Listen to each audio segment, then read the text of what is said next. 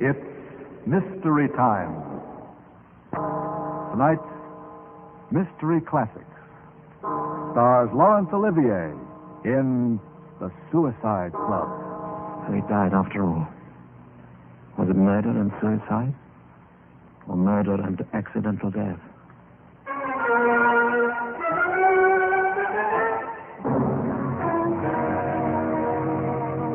Biddy, a shuffle of the cards.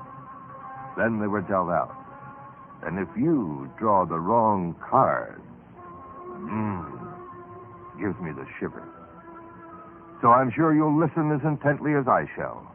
It's that famous, chilling classic by Robert Louis Stevenson, now transcribed, The Suicide Club, starring Laurence Olivier.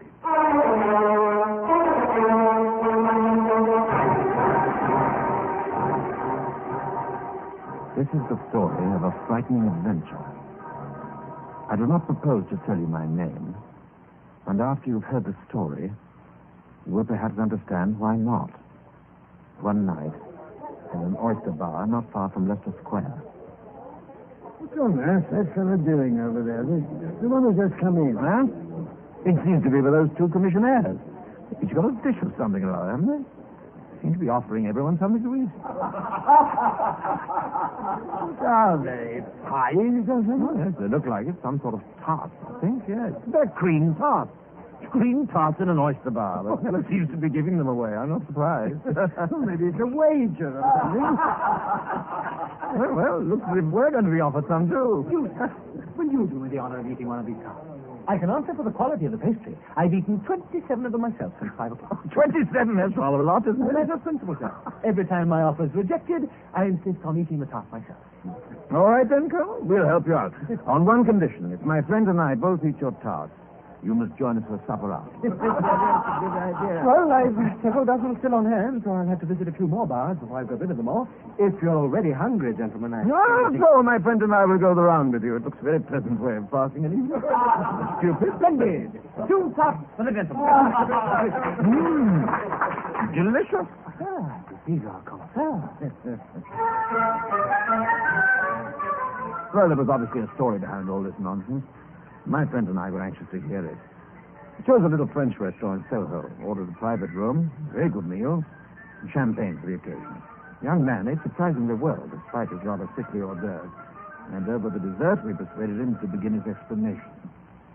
There's every reason why I shouldn't tell you my story. So perhaps that's why I'm going to do so. Good for you. I come from quite a respectable family, you know, and I started life with quite a reasonable fortune. I had a lot of amusing adventures. Even fought a duel when I was in Paris. Oh. By the time I began to come to my senses, I had very little fortune left, and promptly fell in love. After I had nothing left to offer the young lady, I came to the sad conclusion that there was really nothing very much left to live for. No. I got rid of all the money I had left under the last 80 pounds, which left me just 40 pounds to get rid of during the course of today. 40 pounds? What happened to the other 40? That went for a very particular purpose. Well, I've spent a very amusing day getting rid of my last few pounds from the cream tarts over which we met. And I wanted to close a foolish life in a particularly foolish manner, which you must admit I did. Well, I shouldn't deny that, but what happens next? Oh, I'm not complaining. And at least I'm not a coward. I've lived my life and enjoyed it. So now I simply have to get rid of it. Get rid of it? You mean kill yourself?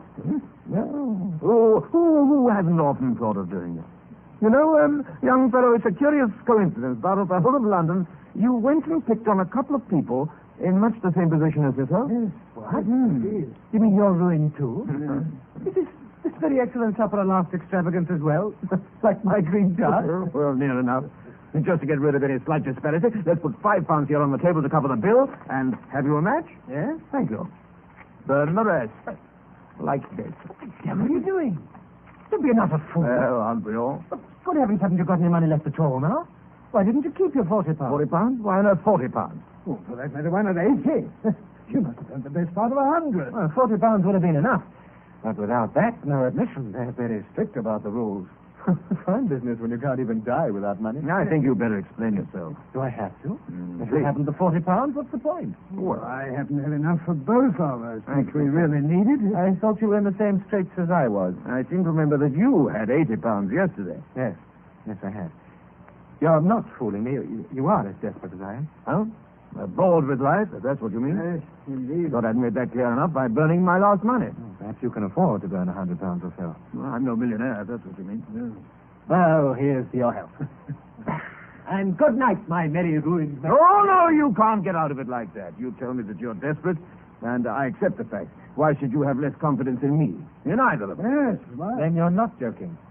You really are. Like you, we've had enough of life, haven't we, Colonel? yes, Sooner or later, alone or together, we're prepared to put an end to it. That's quite Aren't we, right. Colonel?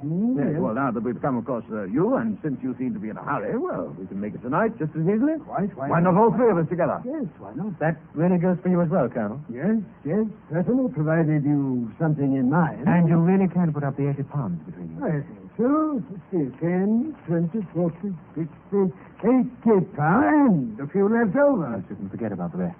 £40 each is the entrance fee. The entrance fee? Entrance fee to what? To the Suicide Club. How it's managed or who started the club, I don't exactly know. But what I do know, I'm under the guarantee this. If you are really tired of life, both of you, I'll take you to a meeting of the club. And if not tonight, at least sometime within the week, you'll quietly cease to live.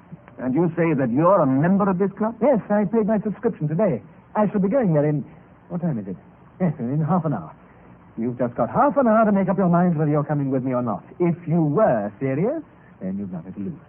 I'll be back for your decision. In half an hour, gentlemen.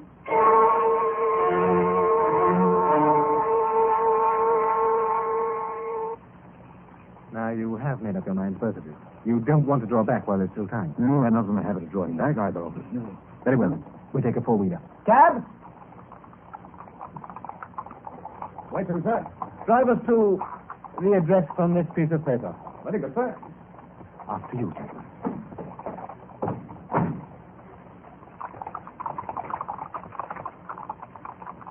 Well, gentlemen, in the circumstances, you'll appreciate that a certain amount of secrecy is called for until you're actually enrolled in the club. You'll forgive me if I take the precaution of blindfolding you both. Is that necessary? Yes, I'm afraid it is. You see, gentlemen, this is not a joke.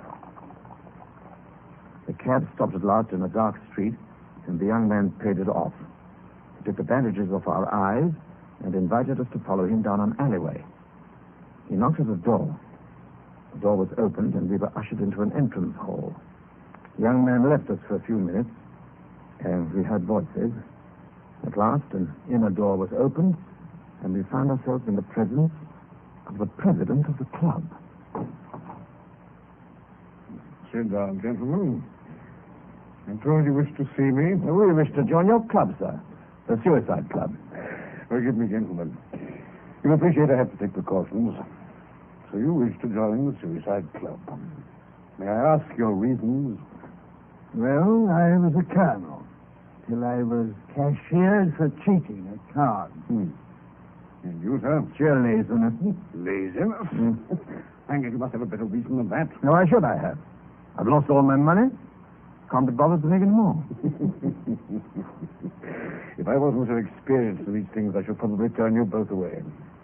As it is, I happen to know that suicide is almost always committed for the most frivolous reasons.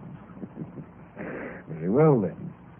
If you're prepared to take the oath in the manner prescribed, you will be accepted as members. The oath, I need hardly say, is an oath of secrecy. We're careful to make it binding in the very highest degree. When you have taken the oath, if you're willing to do so, that is, then you'll be enrolled forthwith as members of the Suicide Club. We have bound ourselves on oath to keep the secrets of the Suicide Club.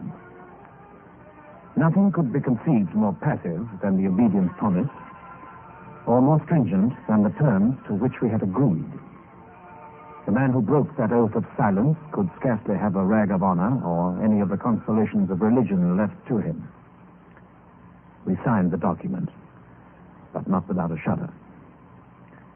The president received our entrance money, and without more ado, took us through into the smoking room of the Suicide Club. There we were introduced to our fellow members. This a full muster of the club? Oh, middling. By the way, if you have any money, it's usual to offer champagne. It keeps up a good spirit, and it's one of my little perquisites. I shall have to leave that to you, I'm afraid, Colonel. Certainly, 4 bottles, with my compliments. Thank you very much. Oh, please make yourselves at home. He looked about us with interest. Few of the other members were much above 30, and 1 or 2 were still in their teens. One man interested me intensely. He was probably upwards of 40, but he looked fully 10 years older. I've never seen a man more naturally hideous, nor one more ravaged by his excesses. He was partly paralyzed, and was the only man in the room who shared the composure of the president. I got into conversation with him. So you are newcomers, are you? Well, perhaps I can help to set your mind at rest. I've been coming here regularly for 2 years now. 2 years?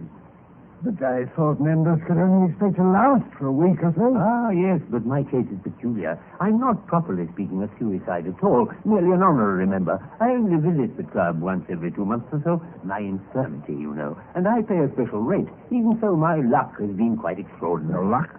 I'm afraid still don't really understand. Oh, no, of course not.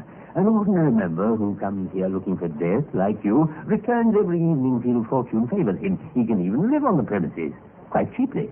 The president's company is worth the money in itself. Indeed, I shouldn't have thought it. Oh, but you don't know the man. The drollest fellow. What stories and what cynicism. I take it he's a permanency like yourself. The only permanency, really. So far, I've been graciously spared, but I must go at last.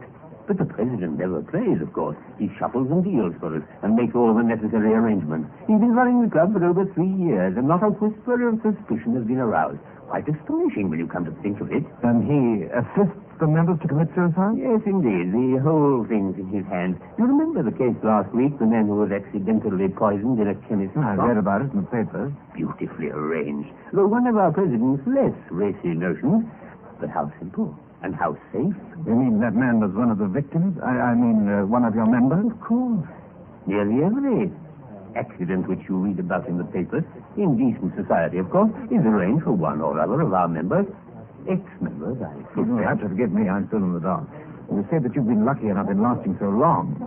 I thought that the whole idea was to die as quickly as possible. Naturally, but as I explained, I'm a special case. To me, the club is a sort of temporal intoxication. If I could stand the excitement, I should come here more often. As it is, I regard this as the ultimate in dissipation. I think I can say I've tried every other sort. I can well believe it, if you'll excuse me saying so. I'm flattered. Some people get their greatest excitement out of love or gambling or crime. To me, there's nothing so exciting as fear. In fact, you can envy me. I'm an utter coward. To such as me, the club offers particular excitement. It does. I'm still in the dark. How is the excitement, as you call it, arranged? Of course, I must tell you how the victim, I think that was your word, how the victim is selected every evening. But not only the victim, the other member, who is to act for the club and becomes death's high priest for the occasion. You mean they kill each other? Why, yes, the trouble of committing suicide is removed that way. You mean one of us maybe takes the decision to kill one of the others? Why not? We should really be doing him a service he requires. Would you refuse to oblige a friend? Well, since you say that the game is interesting and exciting, how is it played? And the members sit round the table and the president shuffles and deals the cards, one at a time to each member in turn. The member turns up his card, and I assure you, the suspense is almost unbearable, exquisite. One of the cards means that the member is to die. Exactly. The ace of spades is the card of death. And the card that turns him into a murderer? We prefer to say, appoints him official of the night. That's another ace. The ace of clubs.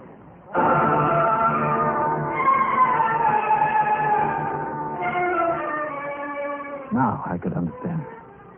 Only too clearly. The man sitting by himself in the window, his head hanging, hands thrust deep in his trouser pockets, pale and sweating with fear. A wreck in soul and body. I could understand the cynical smile on the face of the president, the only one in the room who had nothing to lose by the game, who charged each man the price of his death or the hire of the killer. At last, we met again the man who had brought us to the club, the young madman of the cream tarts. Is this your first night here as a member? I take it that it is. Yes, as I said, quite a few of my friends have been members in the past. That's how I came to hear about it, while they were waiting for their ace of spades.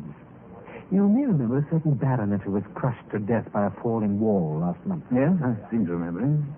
Was he a member as well? He brought me with him to the door the night of the accident. Nobody outside this room knew what really happened to him. I remember who obliged him was drowned in a boating accident the following weekend. I hope to be as fortunate. On your first night? Isn't that rather unlikely? Unlucky at love, you know. Lucky at cards. I lay you 5-1 that I draw the ace tonight. I thought you'd spent your last sovereign on cream tart. Oh, I'm sorry, of course I did. Well, wish me luck anyway. Well, I wish you all that you wish yourself. I wish you the same. If it's your pleasure, gentlemen. Well, this will decide it. One way or the other.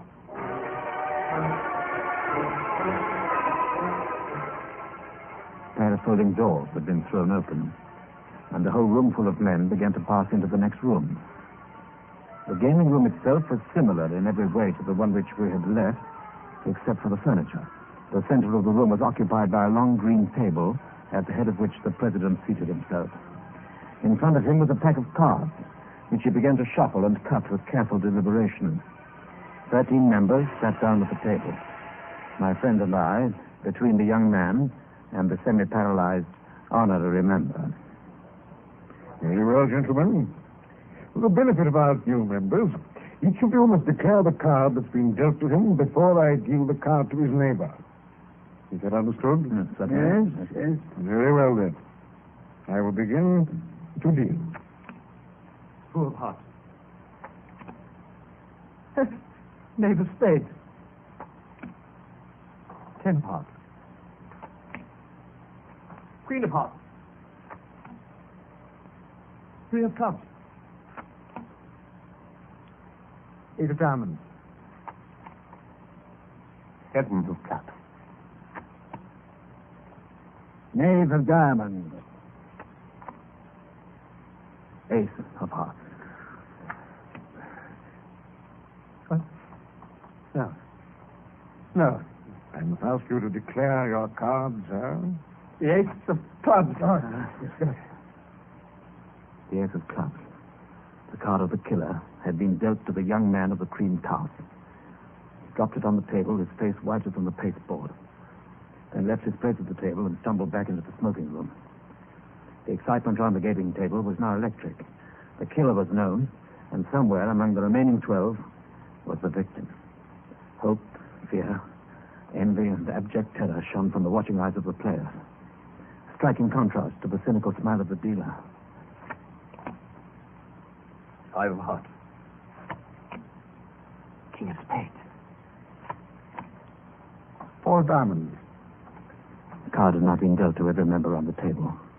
The president began to deal the second round. Ace of clubs. Queen of spades. 5 of clubs. 6 of diamonds.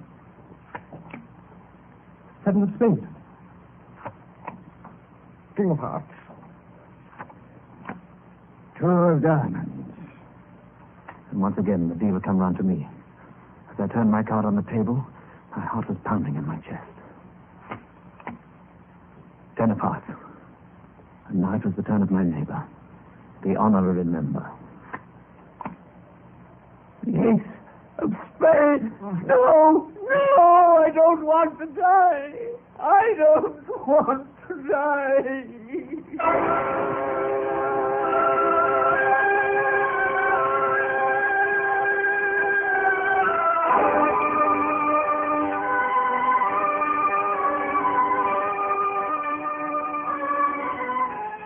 Game for the night was at an end.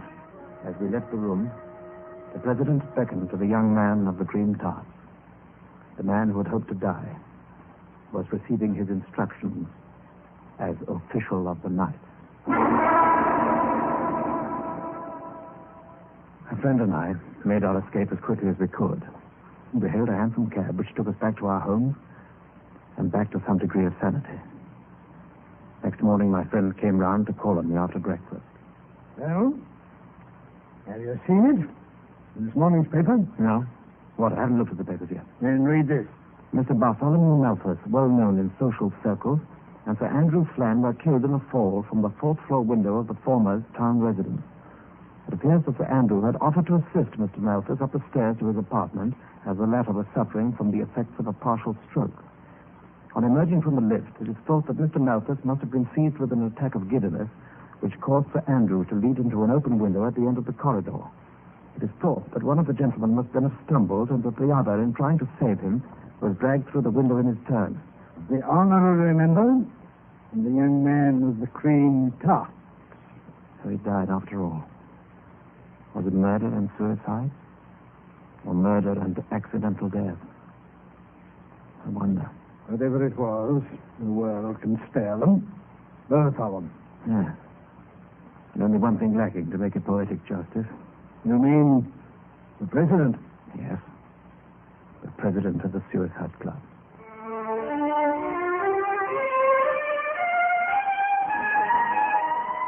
What is the ultimate fate of those other members of the club? Whether the club is still in existence, or whether the murderer whose brain conceives it came to a violent end in turn, that is something I shall never know. All I know is this, that I never read of a fatal accident in the papers now, without wondering whether it was an accident, or just one further member of an association of madmen whose £40 had been paid to join the Suicide Club.